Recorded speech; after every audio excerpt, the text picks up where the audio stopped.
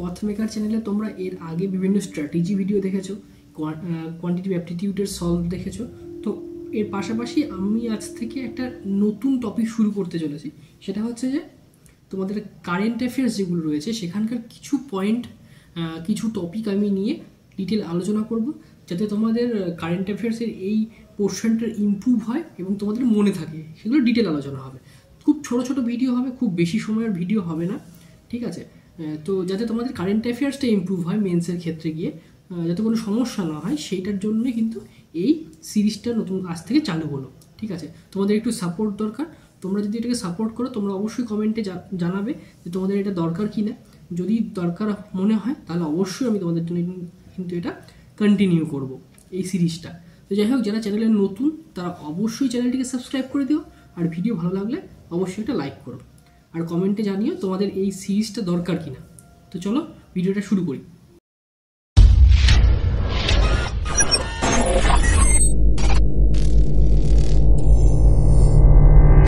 দেখো, reserve bank of India অর্থাৎ RBI এর একটা নতুন গাইডলাইন অনুযায়ী আমাদের ফান্ড ট্রান্সফারের যেগুলো হয় তার মধ্যে আরটিজিএস এবং এনইএফটি, এখানে কিন্তু একটা চেঞ্জেস আনা হয়েছে।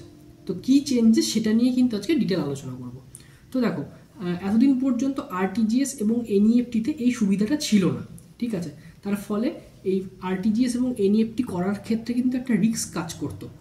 তো সেই রিস্কটা থেকে মুক্তির জন্য এবং যাতে কোনো রকম ফান্ড ট্রান্সফার করার ক্ষেত্রে অন্য রং বেনিফিশিয়ারির কাছে যাতে যে টাকা যাতে না চলে যায়, ফান্ড যাতে না চলে যায়, সেই কারণে কিন্তু এই এই চেঞ্জেসটা নিয়ে আসা হয়েছে।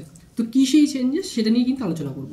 দেখো, আরটিজিএস এবং এনইএফটি একটা ফান্ড ট্রান্সফারের উপায়। তো এক্ষেত্রে এতদিন পর্যন্ত নেম লুকআপ ফেসিলিটি যেটা বলা হয়, মানে তুমি ধরো এক রেমিটার যে অর্থাৎ যে ফান্ড ট্রান্সফার করছে আর কি, ঠিক আছে, অন্য একজন বেনিফিশিয়ারির কাছে, যার বেনিফিশিয়ারির কাছে যাচ্ছে, তার ক্ষেত্রে কিন্তু এতদিন পর্যন্ত নাম এবং অ্যাকাউন্ট নাম্বার, আইএফএসসি কোড এগুলো কিন্তু ট্রান্সফার করার সময় কিন্তু জানা যেত না, ঠিক আছে?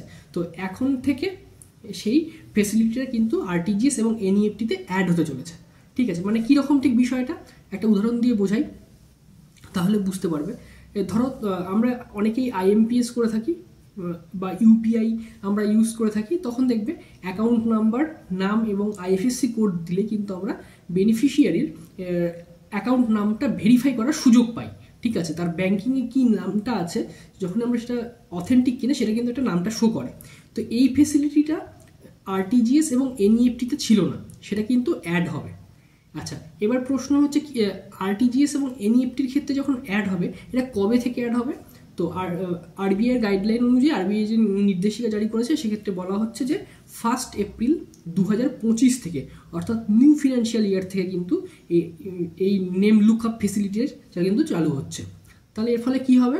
এর ফলে যখন আরটিজিএস বা এনইএফটি আমরা করতে যাব, তখন আমরা মানে বেনিফিশিয়ারির নামটা আমরা ভেরিফাই করার সুযোগ পাবো, ঠিক আছে?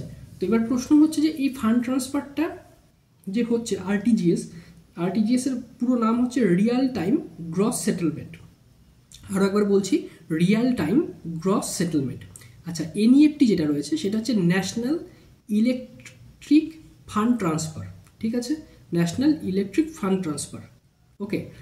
এরপরে আমি আরও দুটো জিনিস ইউজ করলাম, সেটা হচ্ছে আইএমপিএস, সেটা হচ্ছে ইমিডিয়েট পেমেন্ট সার্ভিস, ওকে।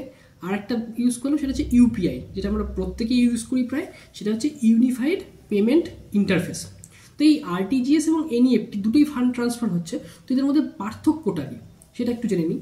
এই আরটিজিএস এবং এনইএফটির মধ্যে মেন যেটা পার্থক্য সেটা হচ্ছে, মেন তো অবশ্যই দুটো তিনটে পার্থক্য রয়েছে, তো সেগুলো হচ্ছে যে আরটিজিএসটা হচ্ছে রিয়াল টাইম হচ্ছে, মানে তুমি যে মুহূর্তে বেনিফিশিয়ারি জন্য তোমার নিজের অ্যাকাউন্ট থেকে ফান্ডটা ট্রান্সফার করছো, সাথে সাথেই কিন্তু সেটা মানে জাস্ট কিছু সময়ের মানে কিছু সেকেন্ড অর্থাৎ রিয়াল টাইমেই কিন্তু বেনিফিশিয়ারির অ্যাকাউন্টে কিন্তু সেটা শো করবে, ওকে।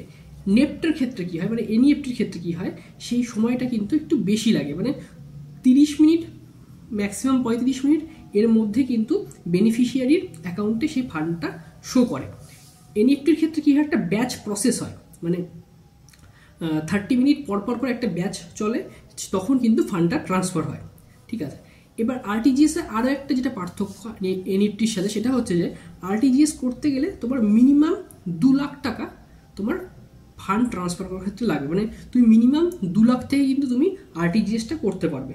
2 লাখের কম যদি হয়, তুমি যদি 1,90,000 টাকাও সেন্ড করো তাহলেও কিন্তু আরটিজিএস করতে পারবে না, সেক্ষেত্রে কিন্তু আরটিজিএস হবে না, তখন তোমায় এনইএফটি করতে হবে। এবার এনইএফটি লিমিট কত? এনইএফটি লিমিট 1 টাকা থেকে তুমি করতে পারো, ম্যাক্সিমাম নো লিমিট। আরটিজিএস এর ক্ষেত্রে মিনিমাম লিমিট হচ্ছে 2 লাখ, ম্যাক্সিমাম নো লিমিট।